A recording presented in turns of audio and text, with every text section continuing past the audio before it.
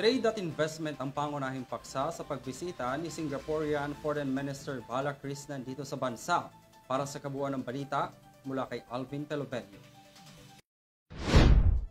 Mananatili ang Pilipinas na makikipagtulungan sa gobyerno ng Singapore para sa pagpapatupad ng mga nilagdaang bilateral agreements at mga Memorandum of Understanding, partikular na sa mga kasunduang nilagdaan sa pagbisita ni Pangulong Ferdinand Marcos Jr. sa Singapore noong taong 2022.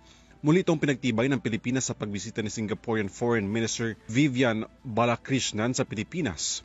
Tinalakay din ang pagpapalalim sa depensa, seguridad, maritime cooperation sa pagitan ng Pilipinas at ng Singapore, gayon din sa pagpapalago ng trade and investment, enerhiya, connectivity, teknolohiya at marami pang iba. Nagkasundo rin ang dalawang bansa sa pagresolba sa isyu sa agawan ng teritoryo sa West Philippine Sea sa ilalim ng UNCLOS o ng United Nations Convention on the Law of the Sea. Nakahanda rin daw ang Singapore sa pagtalima sa 2002 ASEAN-China Code of Conduct on the South China Sea. Nakipag-courtesy call din kay Pangulong Marcos si Balakrishnan kung saan tinalakay nila ang kanilang pananaw sa regional development at sa mga posible pang kooperasyon at kolaborasyon, partikular na sa green energy at carbon credits. Nakatakda ring magkaroon ng high level na pagbisita si PBBM sa Singapore para sa ika-21 Shangri-La Dialogue ngayong taon. Ipinagdiriwang ng Pilipinas at ng Singapore ang ika-55 taon ng diplomatikang relasyon.